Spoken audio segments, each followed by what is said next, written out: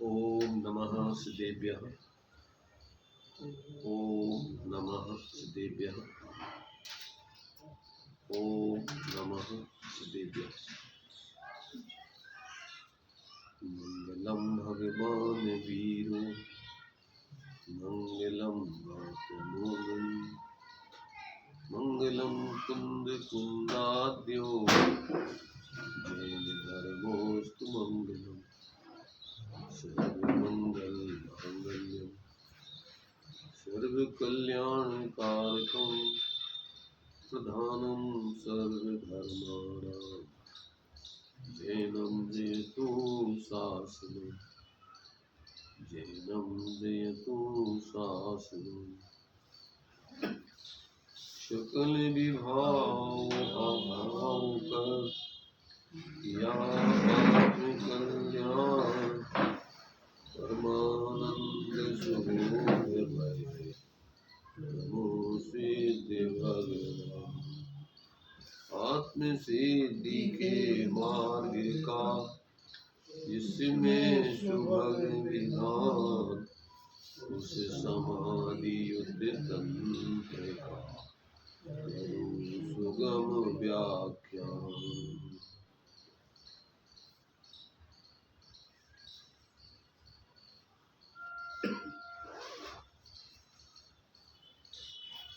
समाधि तंत्र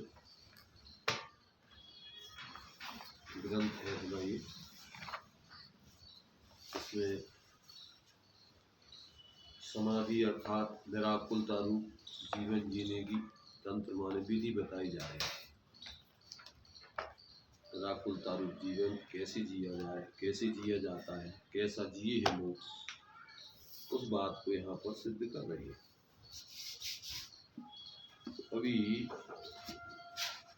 जो जीव आकुलता रूप जीवन जीते हैं और मात्र इस वर्तमान पर्याय को ही अपना जीवन मानते हैं, इस पर्याय की व्यवस्था में ही जो रात दिन लगे रहते हैं और उसी के कारण से निरंतर संकल्प विकल्प आकुलता जोड़ तोड़ में लगे रहते हैं, ऐसे जीव मात्र अपने को इस आसमान जाति द्रव्य पर्याय को भी अनुभव करते हुए और रात दिन भयभीत रहते हैं, चिंतित रहते हैं, आकुलित रहते हैं।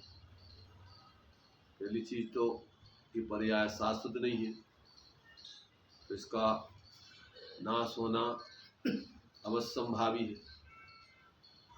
उससे भयभीत रहते हैं, नाश न हो जाए उसकी सुरक्षा व्यवस्था में लगे रहते हैं। और बाह्य व्यवस्थाएं चूंकि इसके बनाने से नहीं बनती हैं सर्वथा, उसमें उदय का हाथ मुख्य रहता है। तो जब तक ये इन सब बातों को भगवान जिनेंद्र के द्वारा बताए हुए वस्तु स्वरूप के माध्यम से नहीं समझता है, तो अपने मनमाने तरीके से मिथ्या कल्पनाएं करते हुए जीता है और सुखी होने के लिए निरंतर झूठा प्रयत्न करता रहता है। सच्चे सुख के स्वरूप को जानते ही नहीं है और सच्चा सुख की विधि भी नहीं जानता है। तो ऐसा जीव अपने को मात्र वर्तमान पर्याय रूप शरीर आदि रूप ही अनुभव करता है और अन्य जीवों के बारे में भी वो किस प्रकार से विचार करता है, तो उसके संबंध में अभी ये आगे 10वां छंद चलेगा। स्वयं तो अपने आप को वर्तमान इस आसमान जाति पर्याय रूप अनुभव करते ही है, देह जीव को आत्मा मानते ही है। तो जो जैसा अपने को मानता है वैसे ही वो सबको मानता है, सबको जानता है, तो उस हिसाब से उनके साथ व्यवहार रखता है। तो जिनके लिए वास्तव में जो अपना आत्मा का निराकुलता रूप जीवन है, जो आत्मा का एक सहज ज्ञाता दृष्टा पने रूप जीवन है, उस जीवन को जब तक वो अपना जीवन नहीं मानते, उसको केंद्र बना करके जब तक वो अपनी वर्तमान पर्याय में सेटिंग नहीं करते, तब तक वो निरंतर दुखी आकुलित आकुलित आकुलित। और जनसाधारण मोही जीवों की संगति में मात्र उसी व्यामोह से जीवन जीने की प्रक्रिया में रात दिन आकुलित रहते हैं। ज्ञानी जीव तो, भेद विज्ञानी जीव तो, आत्माराधक जीव तो निराकुलता रूप जीवन को ही अपना जीवन जानता है। सहज ज्ञाता दृष्टा परे रूप जीवन को ही अपना जीवन जानता है। इसलिए अपने उस सहज निराकुलता रूप जीवन जीने में जो कार्य बाधक होते हैं, जिस प्रकार से प्रवृत्ति करना बाधक होता है, उस प्रकार से वो प्रवृत्ति करते ही नहीं। वो तो जीवन जीने के लिए जी रहे हैं, मात्र इस जीवन को पूरा करने के लिए नहीं जी रहे, अथवा संसार बढ़ाने के लिए नहीं जी रहे। जिन कार्यों से आकुलता बढ़ती है, संकल्प विकल्प बढ़ते हैं, विपरीतताएं जीवन में खड़ी होती हैं, पराधीनता जीवन में आती है, ऐसे कार्य को ज्ञानी जीव करते ही नहीं है। क्योंकि इस मनुष्य पर्याय में ही अपन अपने उस आत्मिक स्वाभाविक जीवन जीने को ऊंचाई से जी सकते हैं, और उसके लिए चाहिए अपन को इस भीड़ से हटके जीने की जरूरत।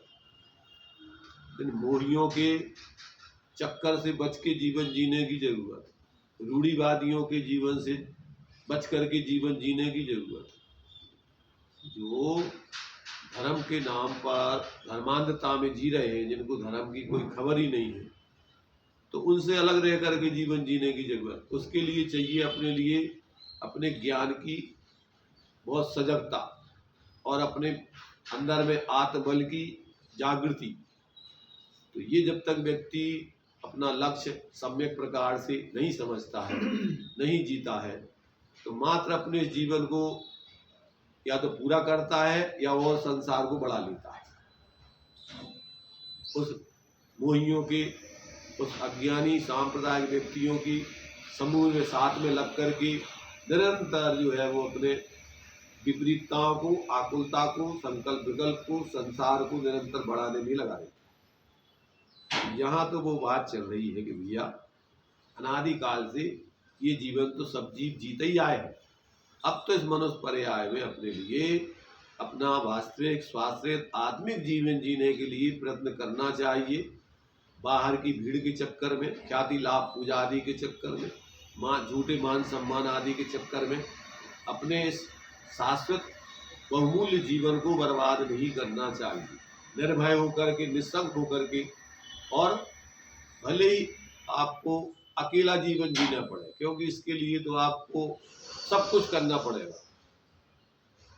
आप चाहोगे कि अपने संसार के लोगों की संगति भी करते रहे, मोही जीवों का भी हमें सानिध्य मिलता रहे और आत्मकल्याण भी कर लें, तो ये तो असंभव। इसलिए उसके लिए अपन को बहुत ही विवेक जागृत करके, और जो अनंत ज्ञानी जिए हैं और जो वर्तमान में भी जी रहे हैं, अनंत तो नहीं पर सीमित, और यहाँ इस काल में तो बहुत ही अल्प, तो अपन यहाँ वर्तमान में धार्मिक लोगों की और आत्मार्थी जीवों की भीड़ लगाने के चक्कर में नहीं रहे, और भीड़ में साथ में चलने के चक्कर में नहीं रहे, तभी जाकर के आप उस आत्मिक स्वाधीन जीवन को जी पाएंगे। तो यहाँ अभी चर्चा अपनी परमात्मा के स्वरूप को बताने के बाद बहिरात्मा के स्वरूप को बताने की चर्चा चल रही है। फिर बाद में अंतरात्मा के बीच में अंतरात्मा का स्वरूप बीच में बता रहे हैं, और आगे अंतरात्मा का विशेष स्वरूप भी बताया जाएगा। तो अपने लिए बहिरात्मपना जान करके छोड़े, बहिरात्मपने रूप जीवन जीने वालों की भी संगति छोड़े, उनके किसी प्रकार के आकर्षण में नहीं रहे, और ऐसे उस परमात्मा को लक्ष्य बना करके अपने उस वास्तविक स्वरूप का अवलंबन करते हुए अंतरात्मपने का जीवन जीते हुए और क्रम से परमात्मपने के जीवन को पाने के लिए निरंतर प्रयत्नशील रहें, तो ही अपने मानव जीवन की सार्थकता है, और अपन को ऐसा एक परमार्थ धर्म को प्राप्त करने की उपलब्धि होगी, इसकी भी सार्थकता होगी। अन्यथा तो ये व्यर्थ चला जाएगा, मिलना नहीं मिलना बराबर है। जीवन अनंतों बार ऐसे सत्य सानिध्य को पाकर के भी और अपने मोह को न छोड़ करके, ज्ञान को जागृत न करके और मोह पूर्वक जीवन जीते हुए बर्बाद किया है। अब अपन इस जीवन को क्या है, जागृत होकर के जिए और सही जीवन जो है वास्तव में मनुष्य पर्याय का ये जो है आश्रित जीवन है, आत्मिक जीवन है, धार्मिक जीवन है और उसी में वास्तव में आत्मा का भला है, हित है और वही अपने लिए परमात्मा का, सच्चे गुरुओं का, जिनवाणी का आदेश है, उपदेश है। तो अभी अपना जो है 10वां छंद चल रहा है, चलेगा, जिसमें जो अज्ञानी बहरात पने वाले जीव हैं वे अन्य जीवों के बारे में भी किस प्रकार की कल्पना करते हैं, क्या मानते हैं और किस प्रकार से उनसे जो है व्यवहार आदि रख करके और अपने जीवन को जीते हैं। तो ये 10वां छंद देखिए, इसको पढ़ते हैं।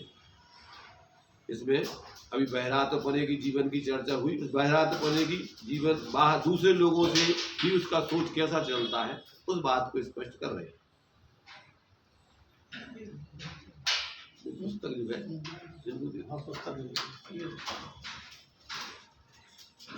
देखिए, छंद बोलते हैं, इसके बाद इसके ऊपर विचार करेंगे।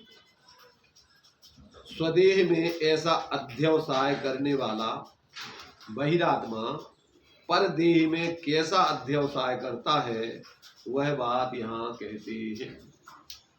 क्या कहा?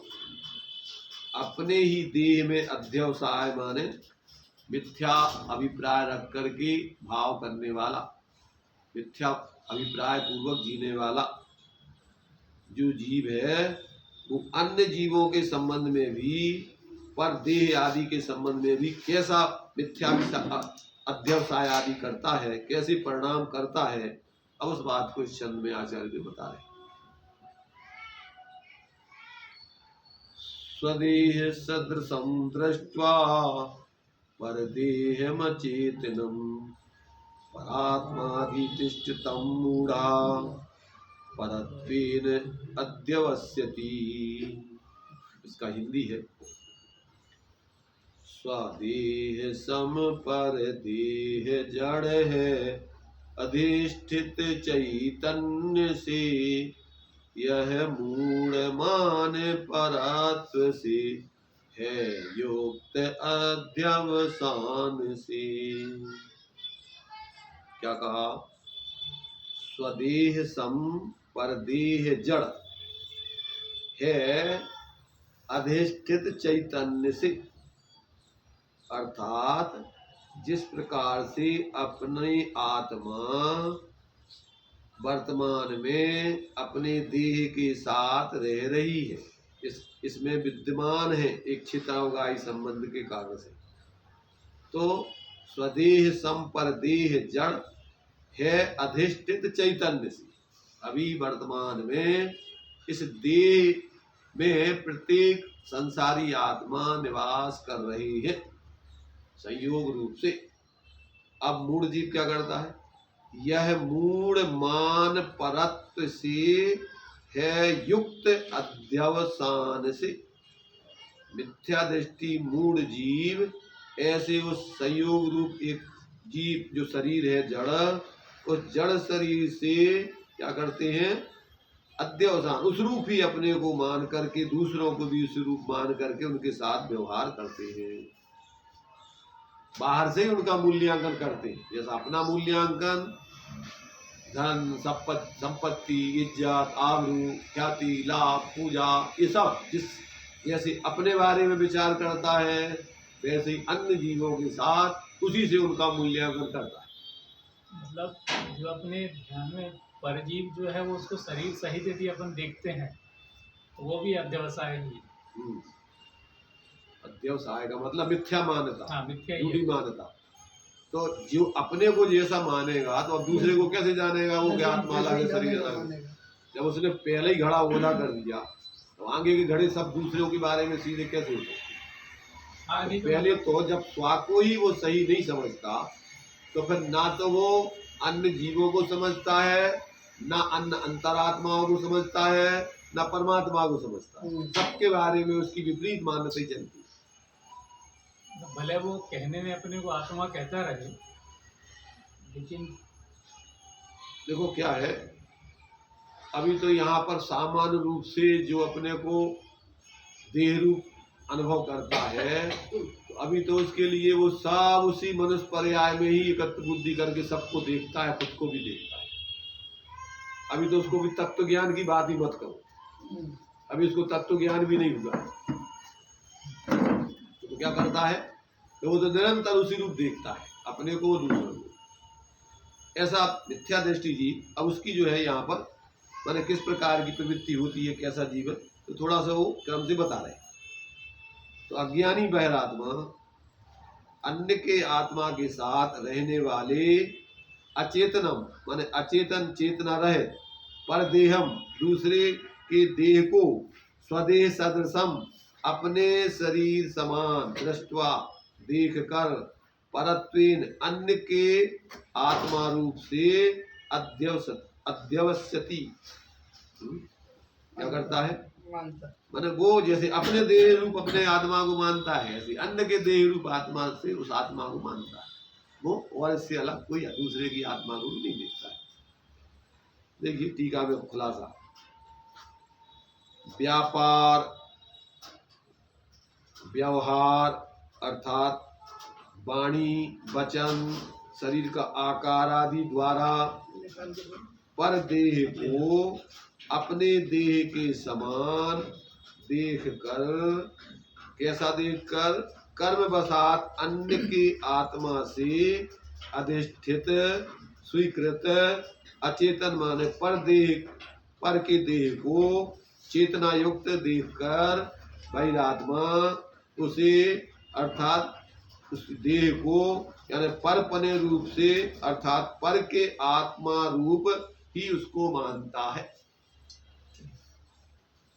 कर्म के उदय से जो संयोग रूप शरीर मिला है, तो अपने को भी उसी रूप अनुभव करता है, देह जीव को एक गिने, और दूसरे को भी उसी शरीर से अधिष्ठित उस आत्मा को आत्मा के रूप में नहीं उसी देह रूप में अनुभव करता है। ये भी वही है, ये भी स्त्री है, पुरुष है, बालक है, वृद्ध है, जवान है, गोरा है, काला है, आदि आदि। और बाहर के संयोग से भी धन संपत्ति, अमीर है, गरीब है, सब जाति कुल, ये सब कर्म के जितने भी संयोग हैं उससे ही दूसरे का मूल्यांकन करता है। अपना भी वही करता है, अन्य का भी वही करता है। तो जिस प्रकार बहिरात्मा अपने शरीर को अपना आत्मा मानता है, उसी प्रकार अन्य के अर्थात स्त्री पुत्र मित्र आदि के सबके जितने भी उन अचेतन शरीर को उनका आत्मा ही मानता है। माने उसको कि भैया ये शरीर जो है ये आत्मा नहीं है, भले ये क्षेत्रावगाही संबंध कर्म के निमित्त से अभी आत्मा इस पर्याय में है, पर दोनों की सत्ता पृथक पृथक है, दोनों का स्वरूप अलग अलग है, दोनों के लक्षण अलग अलग है, दोनों का कार्य अलग अलग है, ऐसा कुछ नहीं जानता। रात दिन इसी में उलझा रह करके अपने वर्तमान जीवन को मात्र पूरा करता है। वो सभी करते हैं, पूरा गुजारते हैं, जीते नहीं है। जीने वाला तो सम्यक दृष्टि होता है, और उसे गुजारने वाला, पूरा करने वाला अथवा संसार बढ़ाने वाला, या तो संसार बढ़ाता है या जीवन को पूरा करता है, गुजारता है, पर जीता नहीं है। जीना तो जब अपने स्वरूप को समझे, उसके आश्रय पूर्वक निराकुलता रूप सहज ज्ञाता दृष्टा रूप जीवन जिए, तो वो जीवन जी रहा है। और अपने संसार को क्षीण करता है, बढ़ाता नहीं है। जितना जितना वो और हो सकता है अपने स्वाश्रय को बढ़ाता जाता है, पराश्रय को छोड़ता जाता है, अपना सहज अतीन्द्रिय आनंद का जीवन वो वृद्धिगत करता जाता है, गुणस्थान प्रमाण वो इस प्रकार से अपनी वीतराग विज्ञानता को बढ़ाता है। तो ये जीवन जो है, जो ज्ञानियों के द्वारा उपदेशित अर्थात भगवान जिनेन्द्र के द्वारा उपदेशित आगम के माध्यम से अपनी बुद्धि से स्वयं निर्णय करके प्रमाण न्याय आदि के माध्यम से, युक्ति तर्क आदि से और अनुमान आदि से, और अन्य ज्ञानियों का जो इस मार्ग पर चल करके अपना आत्मिक जीवन जिए हैं, उन ज्ञानियों का सानिध्य करके और फिर अपना स्वयं उस प्रकार का प्रयोग करके जो जी रहा है, वास्तव में उसी का जीवन जो है सम्यक आत्मिक स्वाश्रित अतिमय आनंदमय होता है। बाकी जीवन तो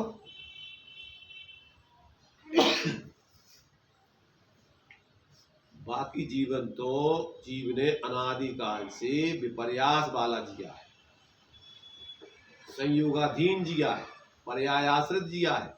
उसने आत्मिक जीवन स्वाश्रित जीवन जिया ही नहीं। तो अब अपन को यहाँ अवसर है कि यहाँ अपन अब मात्र अपने आत्मिक जीवन को सुधारने के लिए, सम्यक जीने के लिए ही जिए, उतना ही करें, उससे आगे और कुछ नहीं करें, क्योंकि कुछ तुम्हारा करने धरने का काम ही नहीं। इसके लिए आपको अपने कुसंस्कारों को बहुत ज्ञान सजगता से क्या करना पड़ेगा, तोड़ने के लिए अपना आत्मबल जगा करके जीना होगा और भीड़ के चक्कर से हटना होगा। भीड़ नहीं मिलेगी इस मार्ग में। तुम सोचो कि हम भीड़ को भी राजी कर लें और आत्म कल्याण भी कर लें, ऐसा संभव। मोही जीवों को भी हम राजी करके चलें और अपना आत्म कल्याण भी कर लें, ये असंभव, बिल्कुल विपरीत जीवन है। इसलिए कहा है कि ज्ञानी अज्ञानियों को पागल रूप में देखता है और अज्ञानी ज्ञानियों को पागल रूप में देखते हैं। उनको पागल बनना पड़ेगा अज्ञानियों की नजरों में। वो पागल कहे तो बुरा नहीं मानना। नहीं, बुरा क्या मानना उनको? पागल अपने लोक में तुमसे कोई पागल कुछ कहे उसको बुरा मानते तुम? जब तुम उनको पागल समझ लोगे, आचार्य कह रहे हैं कि ये पागल है, विक्षिप्त है, सत असत अविशेषात यद्रक्षोपलब्धि उन्मत्तव, अथवा मोह महामद पियो अनादि, अथवा तो तीव्र शराब पी रखी है। कोई शराबी व्यक्ति तुम्हारे लिए कुछ भी गाली देवे, कुछ भी करे, तुम क्या करोगे? कोई पागल व्यक्ति कुछ कहे तो तुम बुरा मानते क्या? और ये मोही महापागल है, अगर ये तुमसे कुछ कह रहे हैं, पागल कह रहे हैं, कुछ भी कह रहे हैं, तो बुरा मानोगे तुम जानोगे कि भैया ये तो पागल है, वे तुम्हारे लिए, वे तो पागल है ही, तो वे न तुम्हें पागल माने समझते नहीं, वे तो तुम्हारे लिए विपरीत समझती या अन्यथा समझती, या उनको निर्णय नहीं है कि वो क्या कर रहे हैं। लोक व्यवहार में जो पागल होता है वो सबको पागल समझता है। नहीं, पागल समझता क्या, उसको समझ में नहीं आता कि हम क्या कर रहे हैं। वो तो भाई उसका तो निर्णय ही नहीं है ना, ज्ञान विक्षिप्त है उसका, तो कभी कुछ कभी कुछ कभी कुछ कभी कुछ। इसलिए उसको अपन को कुछ कहने की जरूरत नहीं है। ये तो ज्ञानी कह रहे हैं कि भले ही वो तुम्हारे लिए पागल समझ रहा हो, क्योंकि पागल है तो वो जैसी दृष्टि उसकी है वैसे ही सबको समझेगा। एक दृष्टांत आप लोगों ने सुना हो कि जब नेहरू जी प्रधानमंत्री थे, कौन से नेहरू जी? जवाहरलाल जी नेहरू। पहले क्या रत्नों के आधार पर नाम रखे जाते थे, मोतीलाल, जवाहरलाल, पन्नालाल, हीरालाल। वो कीमती उनके मैंने मैंने अच्छे रूप में मानते थे। तो क्या है, एक बार जो है वो भारत के अपना जो बड़ा जेल खाना था, पागल खाना, उस पागल खाने में वो निरीक्षण करने के लिए गए। तो जेलर वगैरह जो वहाँ थे, उन्होंने उन कैदियों को थोड़ा, जो वहाँ पर जेल में थे, पागल खाने में थे भर्ती, उनसे सब अपनी जो वहाँ पर जो व्यवस्था थी वहाँ के लोगों से सबसे कहा, भैया देखो प्रधानमंत्री जी आ रहे हैं, नेहरू जी आ रहे हैं, सब लोग थोड़ा यहाँ पर व्यवस्थित तरीके सजगता से यहाँ रहना है। वो सारे पागल बहुत हंसे। तो अब वो जो है या उनसे पूछा कि तुम क्यों हंस रहे? क्या लगे एक हमारा साथी और आ रहा है। भाई पागल खाने में तो भर्ती होने के लिए कोई याद आ है तो उन्होंने कहा एक अपना मित्र और आ रहा है, इसलिए हम लोग खुश हो रहेंगे। भाई वो क्या समझते हैं? एक दूसरे व्यक्ति ने अपना अनुभव लिखा कि हम पागल हो गए, और पागल हो गए तो हमारे लिए जो है घर वालों ने पागल खाने में ले जा करके भर्ती कर दिया। 3 महीने के लिए हमारे लिए वहाँ पर पागल खाने में भर्ती किया गया। 3 महीने में थोड़े इसके लिए शॉट वगैरह लगा के जो जरूरत होगी उसको व्यवस्थित 3 महीने में लगवा के स्वस्थ हो जाएगा। तो 3 महीने के लिए वहाँ पर भर्ती किया गया और वहाँ भर्ती हो गया। भर्ती तो पकड़ के जबरदस्ती ले जाना पड़ता, वो क्या हुआ, भर्ती हो गया। अब उसको क्या हुआ कि 15 दिन तक तो उस पागल खाने में रहा, बहुत आनंद से, मौज मस्ती से। वे उसको घोड़ा बना के बैठे, वो उसको घोड़ा बना के बैठे, वो उसके बाल खींचे, वे उसके बाल खींचे, वे उसको मारे, वे उसको मारे, वे हंसे, भी चिल्लाए, वे चीखे, सब तो उसमें आनंद से रहा। 15 दिन के बाद क्या हुआ कि बाथरूम में फिनाइल रखी हुई थी, तो उसने फिनाइल का डिब्बा उठा के पी लिया।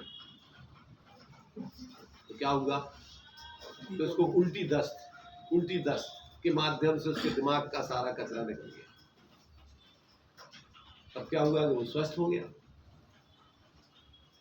तो अब वो कहेंगे भैया हम तो स्वस्थ हो गए, निकाल दो। अब सारे लोग कहेंगे तो सभी पागल यही कहते हैं कि हम स्वस्थ हैं, हमें काहे भर्ती किया, तुम निकाल दो। तो कि हमें निकाल ही नहीं गया, उनके नहीं दिया, उसको देना ही पड़ेगा। तो उसने अपने अनुभव लिखे 3 महीने के बाद, निकलने के बाद, कि 15 दिन तक तो हम वहाँ स्वर्गों जैसे रहे और 2.5 महीना हम वहाँ नरक जैसे रहे।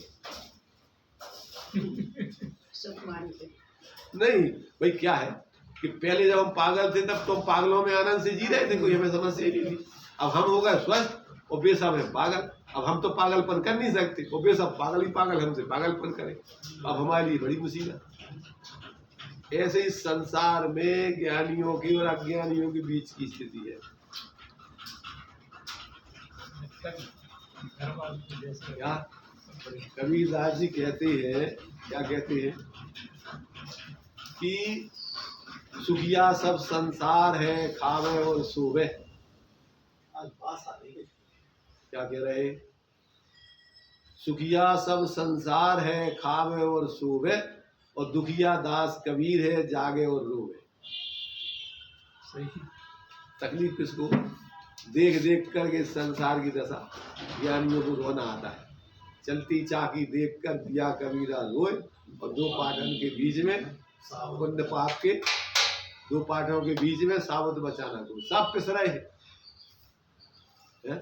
इस संसार की चक्की में, इस राग द्वेष की चक्की में, इस मोह राग द्वेष की परिणामों से सब दुखी है। तो ज्ञानियों को तो देख देख करके उनके प्रति करुणा आती है। एक प्रकार से रोना मतलब अंदर में कि भैया बताओ क्या दुर्दशा है, और वे मस्त रहते हैं। क्या हम तो आनंद है, उनसे पूछो का भाई का हाल, अरे साहब बहुत मस्त मजे, तो पुण्य का उदय हो, खा रहे पी रहे और आराम से सो रहे और ये ना तो नींद आती है और ना तो उसको हंसना आता है।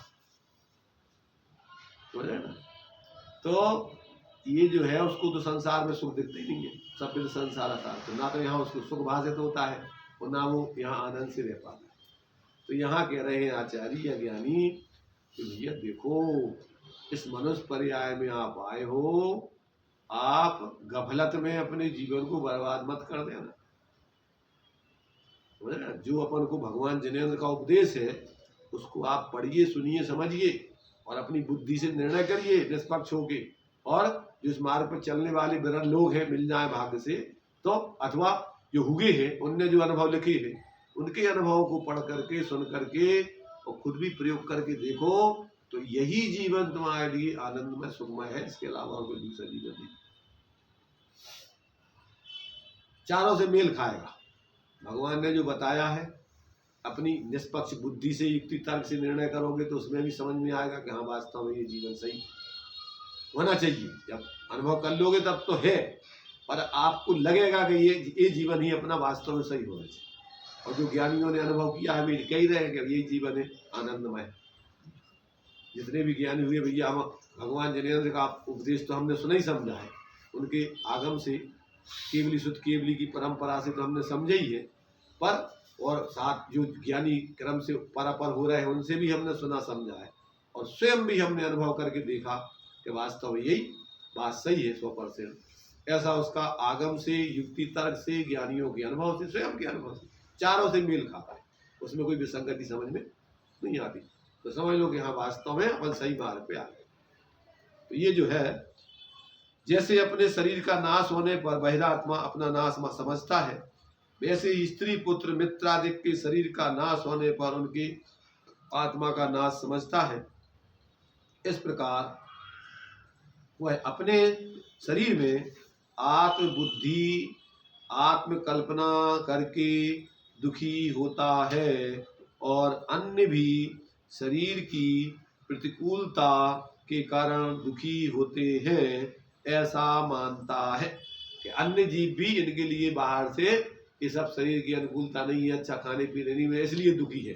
तो दूसरों के बारे में भी अपने जैसा अनुभव करके उनको भी विचार करता है।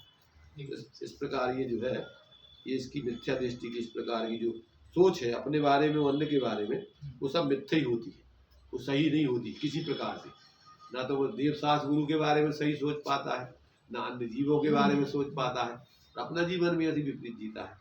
तो ये यहाँ पर कोई 10वें छंद में आचार्य जी ने संक्षेप में स्पष्ट किया है। इसको इसमें अपन आध्यात्मिक दृष्टि से भी जो खुलासा है उसको भी अपन देख सकते हैं। एक पॉइंट यहाँ, एक वाक्य जो है संकलित है सुभाषित रत्न संतोष का, इसमें दिया इन्होंने, साधु क्षमा को धारण करते कैसे। यदि कोई जीव अपशब्दों का प्रयोग करता है तो विवेकी साधु ऐसा विचारते हैं कि इस मनुष्य ने मुझे क्रोधवश मात्र गाली ही तो दी है, मारा तो नहीं है। यदि वह मारने लग जाए तो वे साधु ऐसा विचारते हैं कि उसने मुझे मात्र मारा ही तो है, प्राणों का नाश तो नहीं किया। परंतु यदि वह प्राणों का नाश करने में उद्यत हो जाए तो वे ऐसा विचार करते हैं कि इसने क्रोध के वशीभूत होकर मात्र मेरे प्राण ही तो नाश किए हैं, परंतु मेरे प्रिय धर्म को तो नाश नहीं किया।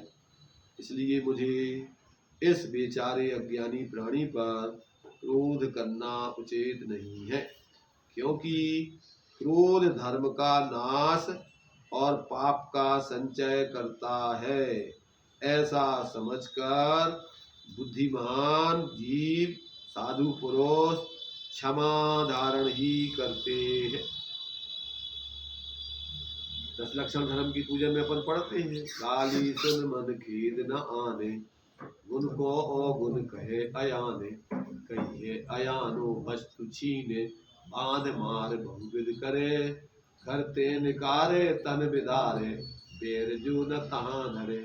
क्या सोचे, ये कर्म पूरब किए खोटे, जानो क्यों नहीं जियरा, अति क्रोध अग्नि बुझाय प्राणी, साम जल्ले सिया।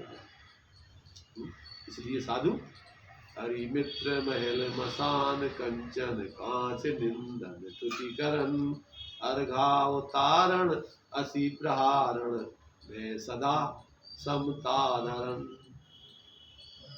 तो ये जो है, ये अपन को धार्मिक जीवन जीने की, आत्मिक जीवन जीने की, सच्चा जीवन जीने की अपने लिए ज्ञानियों ने कला सिखाई है।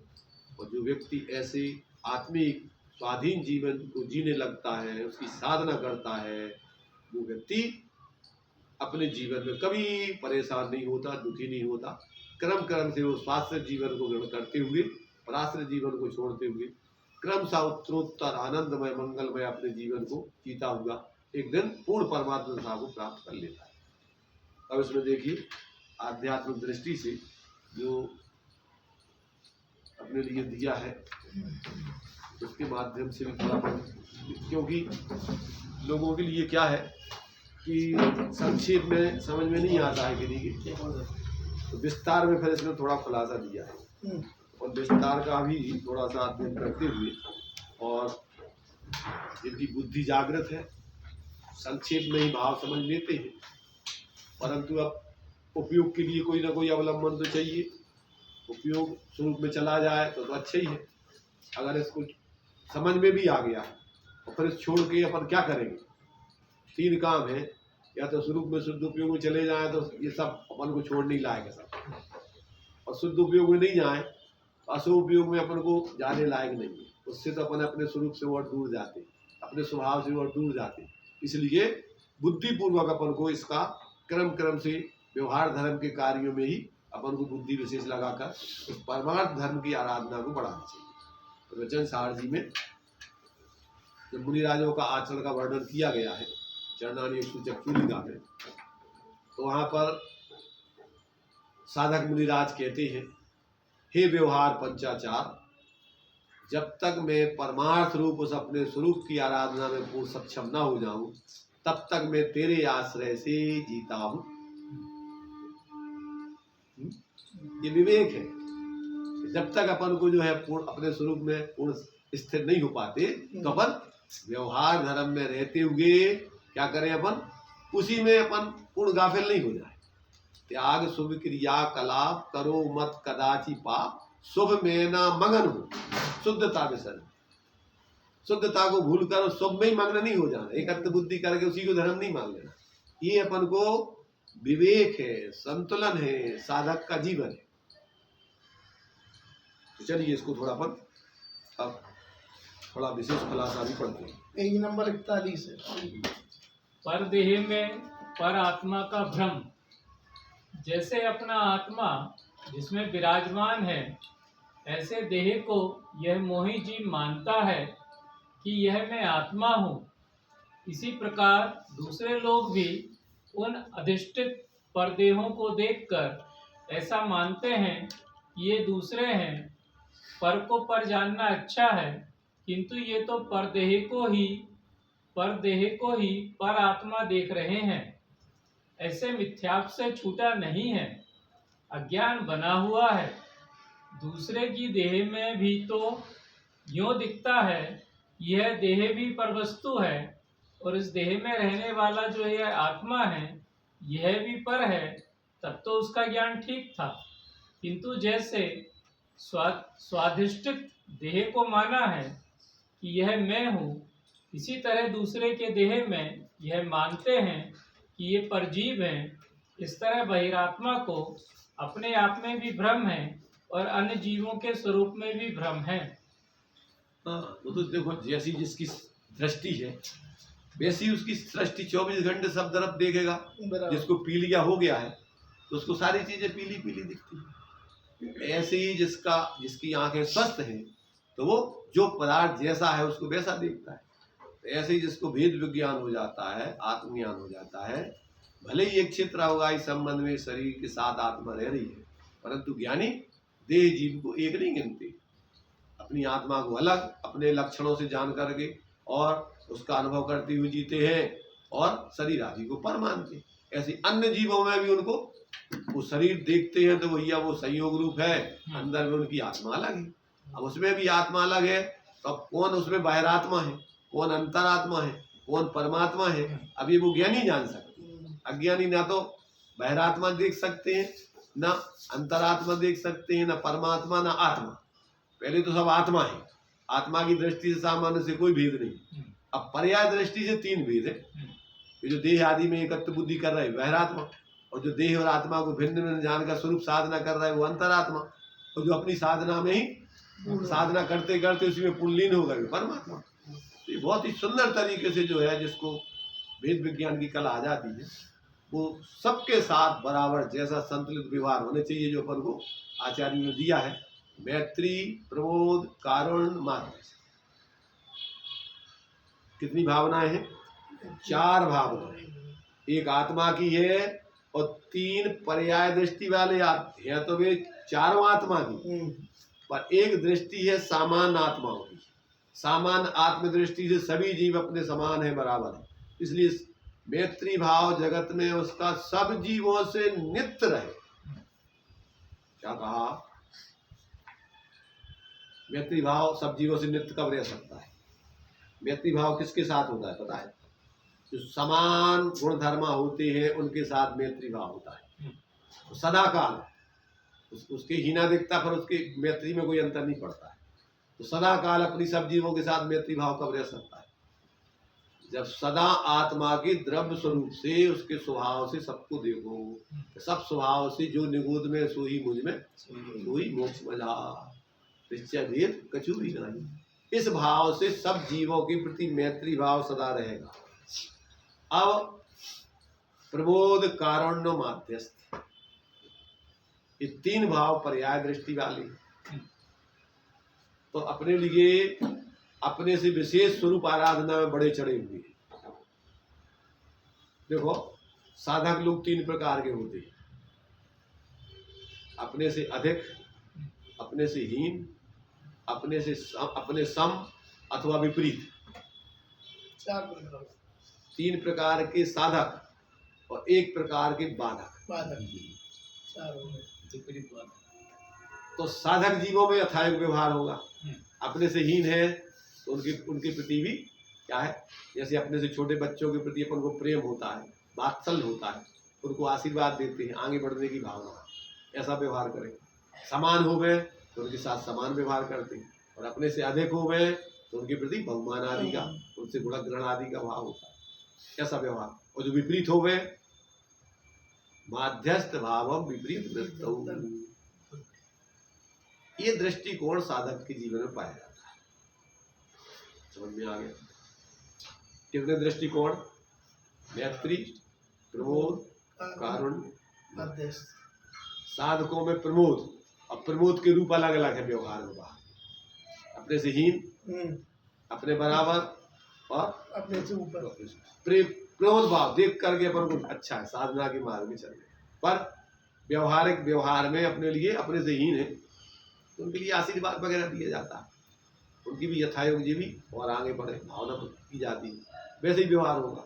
अपने समान है तो उनके प्रति समानता का व्यवहार, अपने से विशेष है तो उनके प्रति विशेष प्रमोद, हर्ष और बहुमान अलग प्रकार का होगा थोड़ा। तो इस प्रकार से ये ज्ञानियों के जीवन में बराबर विवेक जागृत होकर, और जो बुद्धि विपरीत है, धर्म से विपरीत तीव्र कसाई है, विपरीत बुद्धि है,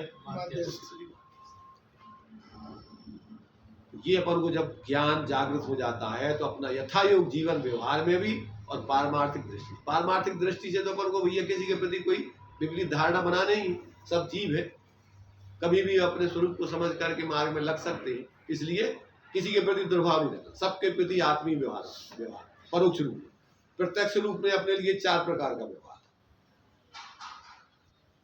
और कौन सा? मध्यस्थ, कारुण्य।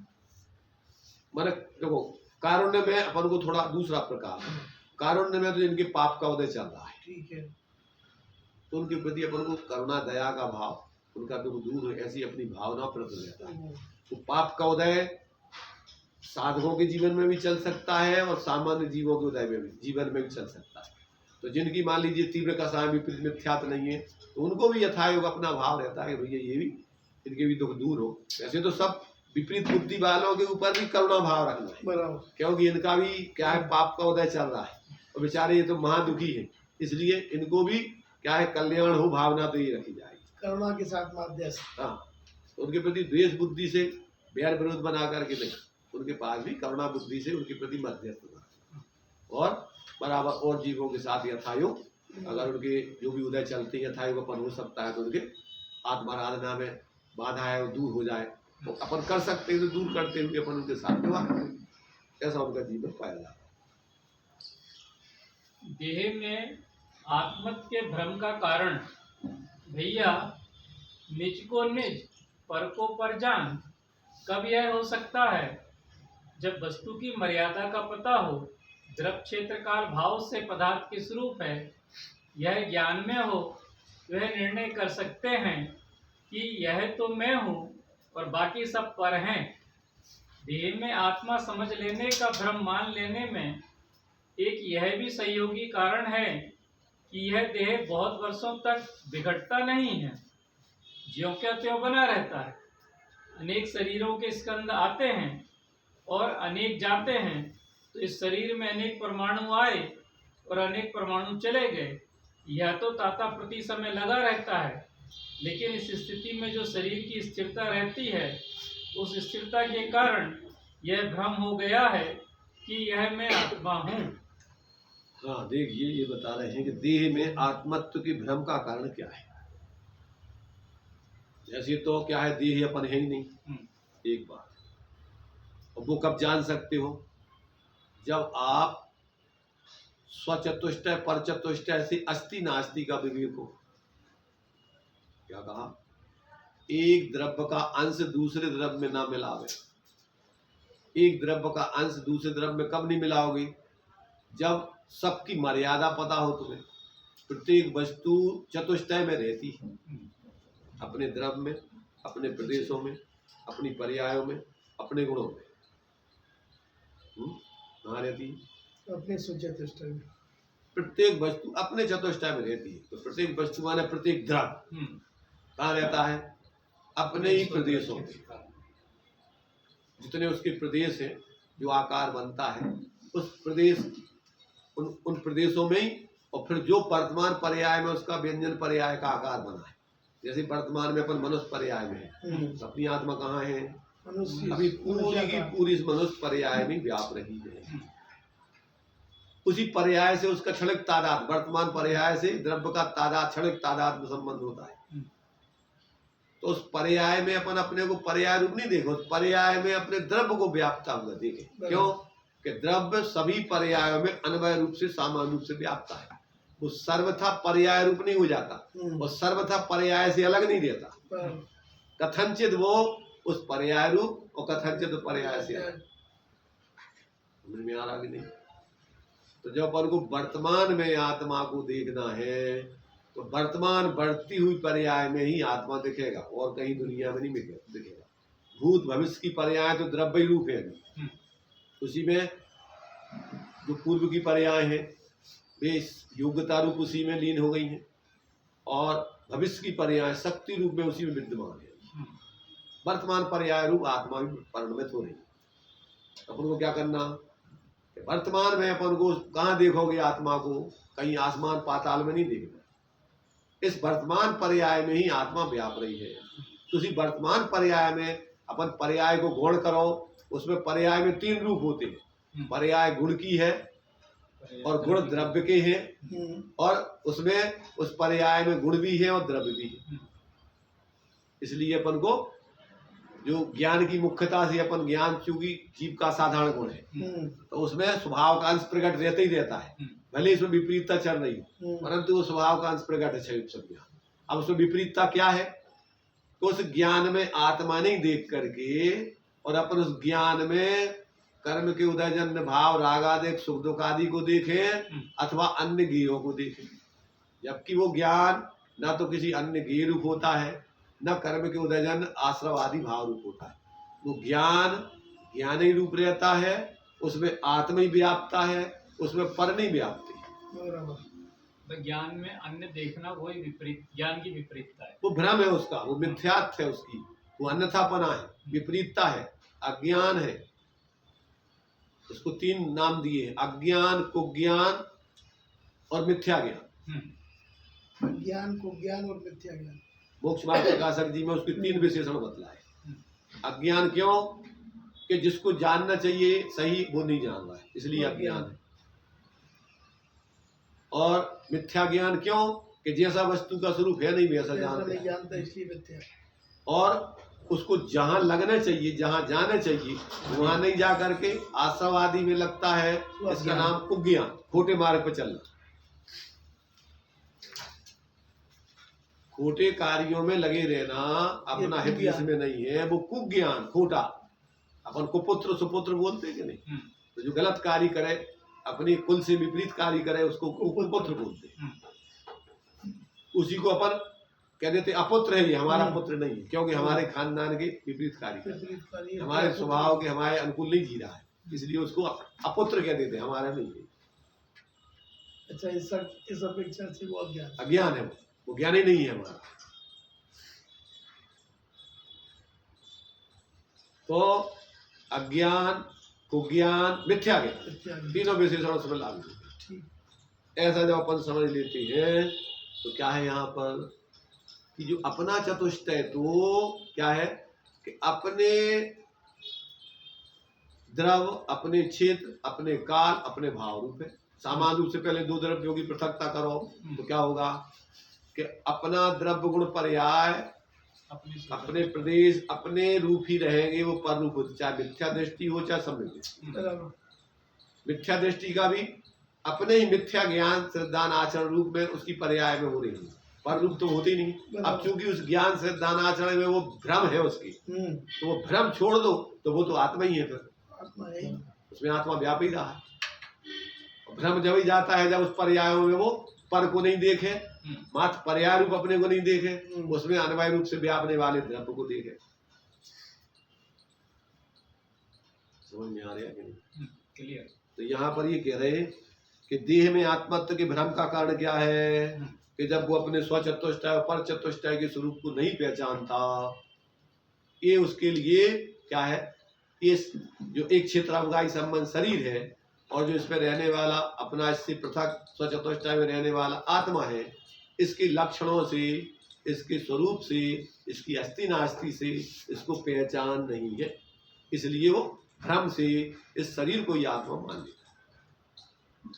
तो आत्मा अपने द्रव्य रूप, अपने प्रदेश रूप, अपने गुण रूप, अपनी पर्याय रूप, देखो गुण पर्याय द्रव्यम भी कहते हैं, तो गुण पर्याय द्रव्यम में वो चूंकि प्रदेशत्व गुण का विकार, वो भी गुण ही है, प्रदेशों का आकार हो रहा है, परंतु उसको अपन ने दो विभाग कर दिए गुणों के, एक प्रदेशत्व गुण को अलग कर दिया और बाकी गुणों को अलग कर दिया। और जब सामान्य से कहते हैं तो गुण पर्याय व द्रव्यम, एक को व्यंजन पर्याय कह दिया, एक को अर्थ पर्याय कह दिया। तो ये जब अपन सामान्य रूप से कहते हैं तो गुण पर्यायमय द्रव्य है, समझ में आया कि नहीं? गुण पर्यायमय कह दो, अथवा लक्षण से गुणों का, और पर्याय का लक्षण क्या है, पर्याय का लक्षण उत्पादव्यय है और गुण का लक्षण ध्रुवपना है। तो उत्पादव्यय ध्रुवयुक्तम सत कह दो। सत भी द्रव्य का एक गुण के आधार पर नाम है, अस्तित्व गुण के कारण से आत्मा का नाम सत है, द्रव्यत्व गुण के कारण से आत्मा का नाम द्रव्य है, वस्तुत्व गुण के कारण से आत्मा का नाम वस्तु है। ये सामान्य गुणों में आ गए। तो नाम अपने लिए जो रखे जाते हैं वो किसी न किसी क्या है, सापेक्ष होते हैं। तो पूरी वस्तु कोई एक उसका प्रति माने पूरा उस एक नाम रूप नहीं हो जाती, एक विशेषता रूप नहीं हो जाती, पर उस विशेषता से अपन को पूरी वस्तु को पहचानना है। वस्तु का अनुभव तो अनंत गुण धर्मात्मक होता है, एक गुण धर्मात्मक नहीं होता है। जब अनुभव करोगे तो ठंडाई का तुम्हें लक्षण बताना है तो उसकी एक आध विशेषता से बताएंगे, भैया देखो जो मीठी, इसमें चिरपरापन, इसमें ऐसा, परंतु उसमें तो बहुत सी चीजें हैं। तो अनुभव इस लक्षण से पहचान कर उसको पियो तो तुम्हारे लिए पूरी ठंडाई का अनुभव होगा। ऐसे इन लक्षणों से तुम आत्मा को अंदर में देखो, पियो, अनुभव करो तो तुम्हें अनंत गुण धर्मात्मक आत्मा की अनुभूति होगी। इसलिए पक्षातिक्रांत अनुभूति होती है, एक एक गुण धर्मात्मक नहीं होती। पक्षातिक्रांत माने समग्र, किसी एक पक्ष से अनुभूति नहीं होती। सर्वांग निजात प्रदेशों से अमृत के झरने फूट पड़ते, मतलब एक गुण के आधार पर अनुभूति नहीं होगी। एक गुण के माध्यम से तुम्हें लक्षण आदि बता करके वहां पहुंचाने के लिए हाथी को दिखाना है, तो हाथी तुम्हें पूरा कैसे बता दे, कोई ना कोई लक्षण किसी ने उसके किसी अंग माध्यम से जो बताएंगे तुम्हें। परंतु ऐसा नहीं कि तुम उतने में संतुष्ट हो जाओ, देख लो हाथी देखना है तो आप उन लक्षणों से जहाँ हाथी है वहां जाइए, और जब अनुभव कर लोगे तो तुम्हें वो सारे लक्षण समझ में आएंगे कि हाथी वास्तव में कैसा होता है। ऐसे आत्मा शब्दों में नहीं आती, एक एक विशेषताओं में नहीं आती, उन विशेषताओं से आप पकड़कर अंदर में उस अखंड आत्मा को देखो तो निर्विकल्प होकर के अतिन्द्रिय आनंद पूर्वक आत्मा आपको संपूर्ण आत्मा का अनुभव होगा। इसलिए जब सम्यक होता है तो कितने गुणों से होता है, सर्वगुणांशु संकेत, क्योंकि आत्मा अनंत गुण धर्मात्मा को सब उसमें अनुभव में आते। इसलिए आचार्य कहते हैं अनंत धर्मणस्तत्वं पश्यन्ति प्रत्यगात्मना अनेकांतमयी मूर्ति नित्यमेव प्रकाशसाम। हमें क्या प्रकाशित रहे निरंतर, तो अनेकांतमयी मूर्ति हमारे ज्ञान का, हमारे अनुभव का निरंतर विषय बनी रहे, और हमारे लिए कुछ नहीं चाहिए। विचारों में तो वस्तु दूर हो जाती है, विचारों में वस्तु एक एक धर्म गुण आदि के माध्यम से विशेषताओं से अपन विचार करते हैं उसके बारे में, और अनुभव में प्रत्यक्ष पूरी वस्तु सेवन की जाती है, उसका स्वाद लिया जाता है। मतलब लक्षण से लक्ष्य तक पहुंचना और फिर लक्षण को गुण करते हैं। इसलिए कहा है कि भैया परमार्थ को बताने का उपाय व्यवहार के बिना है ही नहीं। आचार्य देव ने शिष्य ने प्रश्न किया कि जब साहब व्यवहार छोड़ने लायक है तो तुम इस व्यवहार को लाते क्यों हो बीच में, इस व्यवहार से बताते क्यों हो? तो कहते हम क्या करें, जहनवि सत्य मणज्जम अणज्ज भाषम विणादु गाहिदुम तय व्यवहारेण बिना परमत्थोपदेशेण। जिस प्रकार अनारी को अनारी भाषा बोले बिना अपनी बात समझा पाना अशक्य है, उसी प्रकार व्यवहारियों को, बाहर में रहने वाले जीवों को बिना व्यवहार के परमार्थ को समझा पाना अशक्य है, असंभव। ये तो शरीर का रूप तो दिखता है अपने को, आत्मा का रूप कैसा होता है? देखने वाला शरीर है कि आत्मा है? शरीर का शरीर देखने, शरीर को कौन देखता है? शरीर देखता है वही हम बता रहे हैं ना कि जो देखने वाला है वो आत्मा है, जो दिखने वाला है वो आत्मा नहीं है। बाहर में दिखने वाला, अंदर में दिखने वाला, अंदर में देखो निर्विकल्प होके तो वहां आत्मा दिखेगा। रूप कैसा होता है? रूप उसका आत्मा का रूप है, वो उसमें दिया है कि वो रूप ऐसा रूप नहीं है, चिन्ह रूप है, वो चेतन रूप है, चेतन मूर्तिक नहीं चिन्ह मूर्त दिया है। माने उसकी कोई पर द्रव्य वाली मूर्ति नहीं है, स्पर्श रसगंध वाली मूर्ति नहीं है, 5 इंद्रियों के विषय से दिखने वाली मूर्ति नहीं है, वो तो अतीन्द्रिय ज्ञान में ऐसा चैतन्य रूप है, वो बिन मूर्त चिन्ह मूर्त अनूप। और उसको अब शब्दों में कोई उपमा देकर के नहीं समझा सकते, वो तो अनुभवगम है, स्वानुभूति से प्राप्त। पर के अभाव बताने के लिए बिन मूर्त, अपना सद्भाव बताने के लिए चिन्ह मूर्त, और शब्दातीत बताने के लिए अनूप।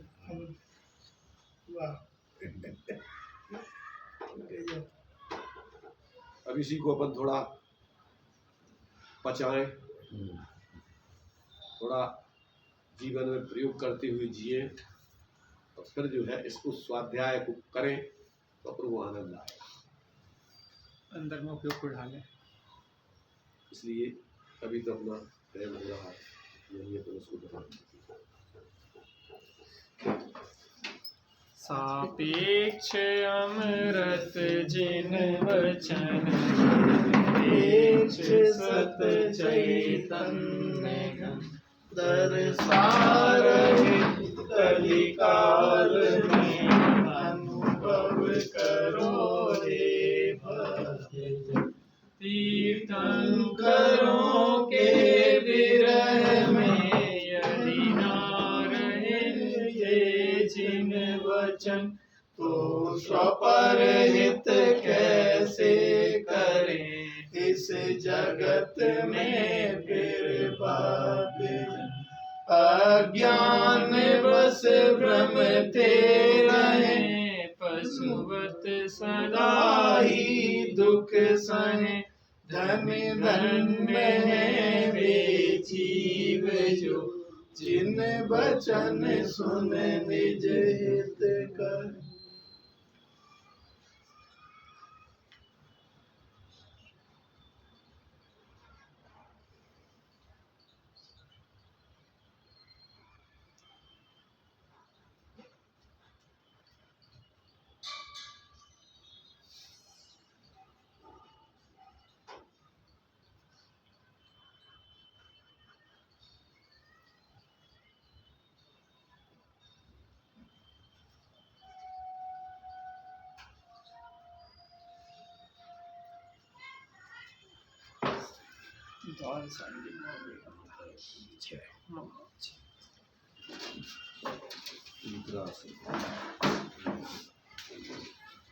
इसमें तो ऐसा लग रहा है जैसे जैसे आगे बढ़ रहे हैं